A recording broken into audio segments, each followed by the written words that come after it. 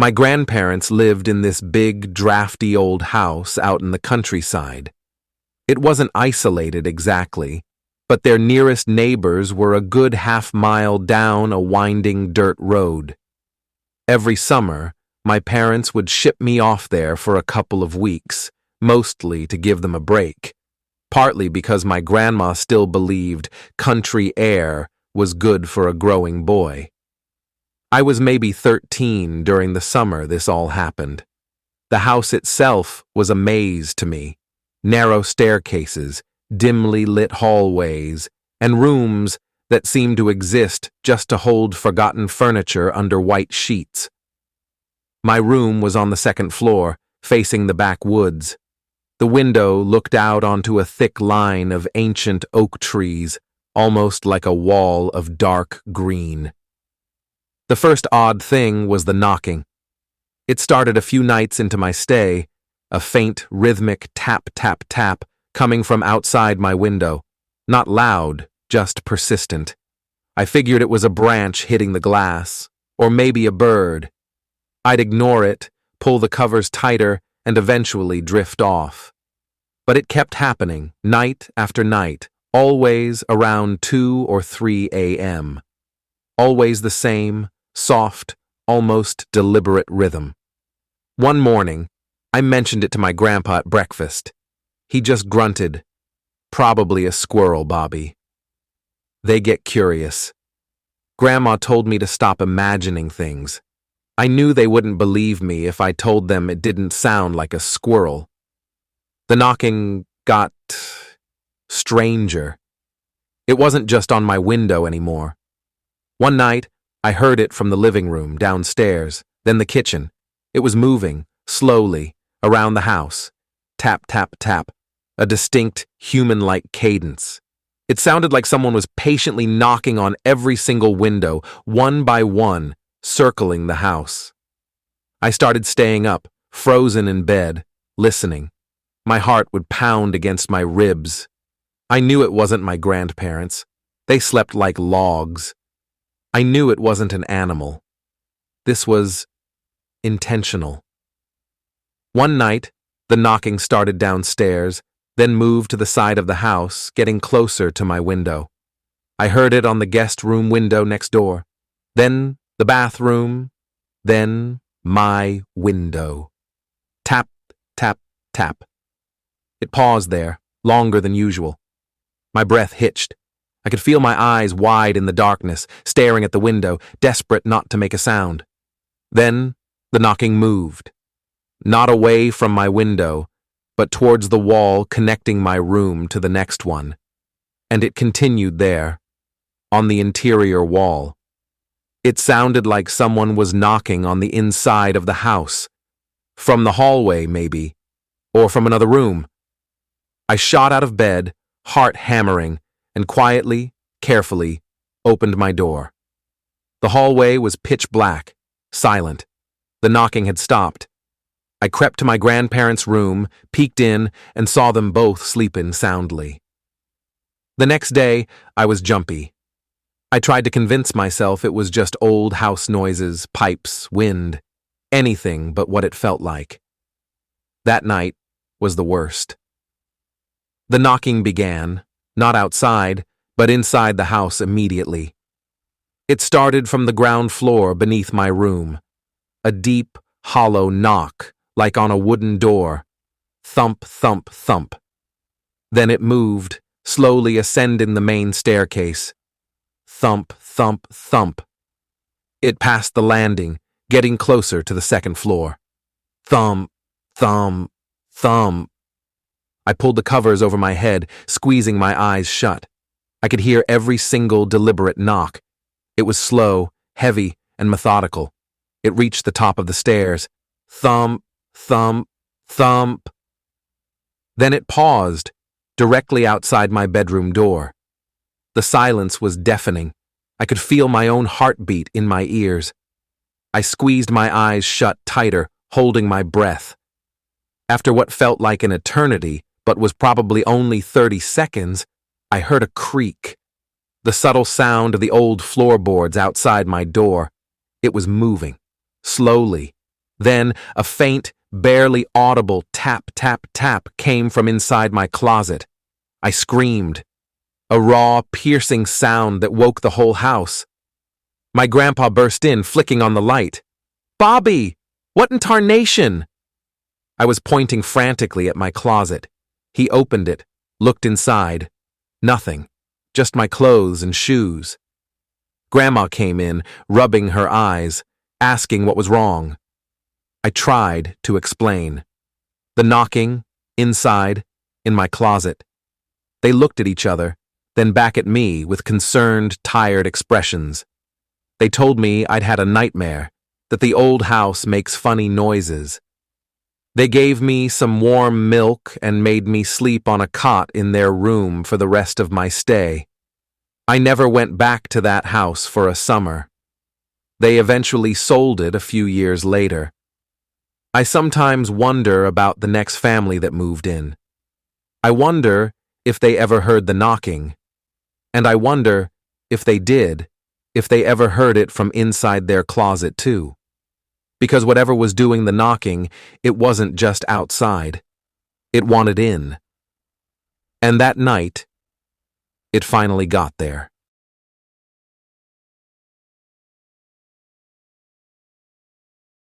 My aunt inherited this place from a distant relative she barely knew. A small, two-story house nestled deep in a valley, miles from the nearest town. It was old, built probably in the late 1800s, with dark timber and a porch that sagged slightly to one side. She called me up, knowing I was between jobs, and offered me a few weeks' pay to go out there, clean the place up, and get it ready for sale. Sounded easy enough.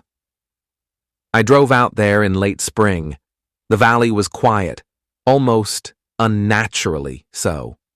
The trees were dense, blocking out a lot of the sunlight, and the air always felt a little cooler, a little heavier. The moment I stepped out of my truck, I noticed it. A faint, low hum.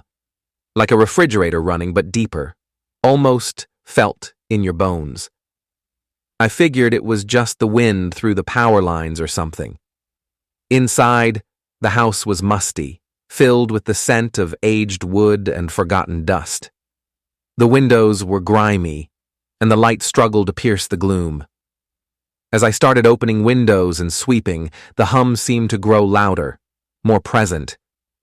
It wasn't just outside anymore. It was inside the walls. A constant vibrating thrum that seemed to fill every room.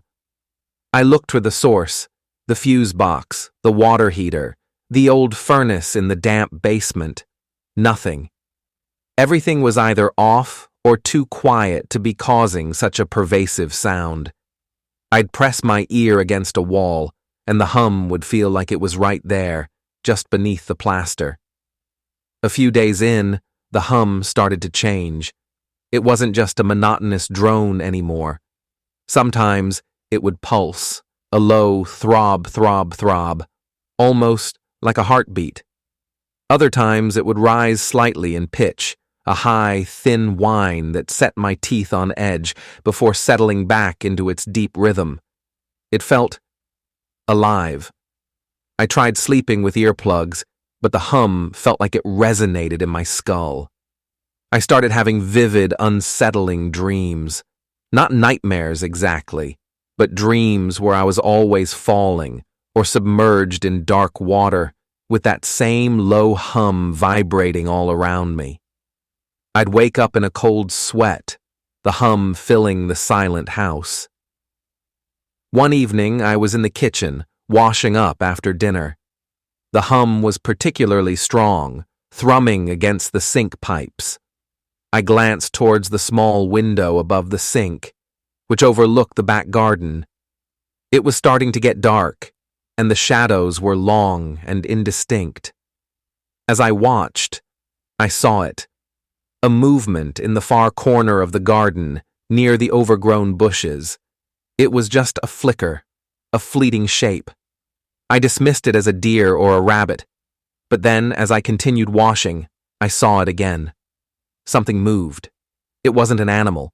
It looked taller, and it was moving slowly, purposefully, towards the house. My blood ran cold. I froze, dripping dishwater onto the floor, staring out into the deepening twilight. The hum in the kitchen seemed to intensify, vibrating through the floorboards. I stood there for a long time, not daring to move, until the last vestiges of light faded and the garden became an indistinguishable mass of shadow. I told myself it was my imagination, tired eyes. But the next night, the hum was louder than ever, and it was no longer coming from the walls. It was coming from the attic, directly above my bedroom. I tried to ignore it, but the sound was oppressive, vibrating through the ceiling directly over my head. It was a rapid, high-pitched thrumming, like a swarm of angry wasps, but with that deep, resonant bass note beneath it. It sounded like something was agitated. I finally couldn't take it. I grabbed a flashlight, heart pounding, and slowly climbed the creaking attic stairs. The hum grew deafening as I ascended. The attic door was ajar, a sliver of darkness leading into the blackness within. I pushed the door open completely, aiming my flashlight into the void. The hum roared in my ears. The beam cut through the dust-filled air, revealing only old trunks, forgotten furniture, and cobwebs. Nothing. No wasps. No faulty wiring. Just the hum. Then, as my beam swept across the far wall, I saw it. Scrawled in what looked like dried mud or rust, faintly visible in the dim light, were symbols. Old, crude, geometric shapes I didn't recognize. And beneath them, a single, childlike drawing. A stick figure. But its head was a gaping, silent scream. And then, the hum. It changed. It deepened, becoming a single, sustained, impossibly low note. It felt like it wasn't just in the house, but inside me. My bones vibrated. My chest felt tight.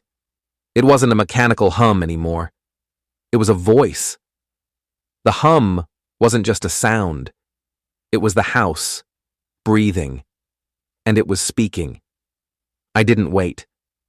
I turned and ran, stumbling down the attic stairs, through the house, out the front door, and didn't stop until I was back in my truck, speeding away down the dirt road. I called my aunt the next morning and told her I quit. I didn't give her a reason. She eventually sold the house, as is, to some investors. I never heard the hum again, but sometimes, on a quiet night, I swear I can still feel that low vibration in my chest. And I wonder what the house was trying to say.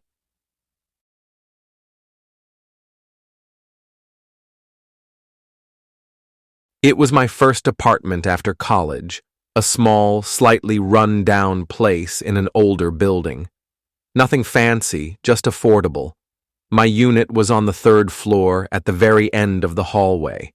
The building itself was quiet, mostly older folks, and I rarely saw anyone else. The first week was fine. Then the sounds started. Not loud, not disruptive, just there. It was a faint, almost imperceptible echo, like someone was talking or walking in a very distant hallway. But my hallway was a dead end. There was no other hallway. I figured it was sounds carrying from the street below, or maybe the old pipes. But it was too consistent, too rhythmic. And it always seemed to be happening when the building was otherwise completely silent, usually late at night, between midnight and 3 a.m. One night, I woke up suddenly. My heart was pounding. The room was dark, but I could hear it. The echo. It was closer than usual. It sounded like footsteps, slow and deliberate, coming from the end of my hallway. My hallway. Click, click, click. My door was locked, of course. I pulled the blanket up to my chin, peering into the darkness of my room, trying to convince myself it was just the building settling. But the sound was too precise, too consistent. It was walking down my hall. I held my breath as the sounds grew louder, approaching my door. My eyes were fixed on the sliver of light beneath it. Click, click, click. It sounded like hard-soled shoes on the old linoleum.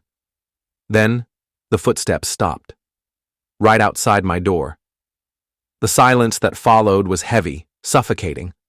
I could hear my own breathing, ragged and loud in my ears. I squeezed my eyes shut, wishing it away. After what felt like an eternity, but was probably only a minute, the footsteps started again. Click, click, click, moving away from my door, back towards the end of the hall. And then, just as they reached the end, a soft, almost imperceptible sigh. It sounded like a breath, long and melancholy, echoing down the empty hall before fading into silence. The next morning, I tried to rationalize it. Someone visiting a neighbor. A late-night delivery. But my neighbors rarely had visitors, and deliveries didn't usually involve silent sighs. The events became more frequent. The echoing footsteps, the pause at my door, the sigh. Every night.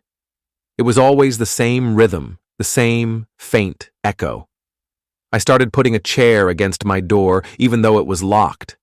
It was stupid, but it made me feel a tiny bit safer. One night, I decided I couldn't live with the unknown anymore. I lay in bed, waiting. The footsteps started. Click, click, click. Closer, closer. They stopped at my door. The familiar, agonizing silence. I gripped my phone, ready to call the police, even though I knew they'd think I was crazy. Then, the sigh. But this time, it was different. It wasn't just a faint echo. It sounded right outside my door, and it was accompanied by a soft, almost imperceptible tapping. Not a knocking, but a gentle, rhythmic tap, tap, tap, tap, like a fingertip. My blood ran cold. The tapping was on the wood of my door. I knew it. My eyes darted to the peephole. I hesitated, my hand trembling. What if I saw something? What if I saw nothing? I slowly, agonizingly slowly, leaned forward. My eye met the peephole, and all I saw was darkness. Not the dark of the hallway at night, but a deep, absolute, all-consuming blackness, as if someone had placed their hand directly over the peephole. But it wasn't a hand. It was too vast, too complete. The tapping stopped. The sigh faded. The footsteps vanished. I stumbled back, gasping, falling onto my bed. I didn't sleep that night. I packed my bags in a frenzy the next morning. I didn't care about the lease. I didn't care about the deposit. I just had to get out. I told the landlord I got a new job out of state. He barely blinked. I never looked back. But sometimes, when I'm alone in a quiet room late at night, I swear I can still hear it. The faint, rhythmic click, click, click from a very distant hallway. And I always wonder what it was, walking those halls, and why it stopped at my door.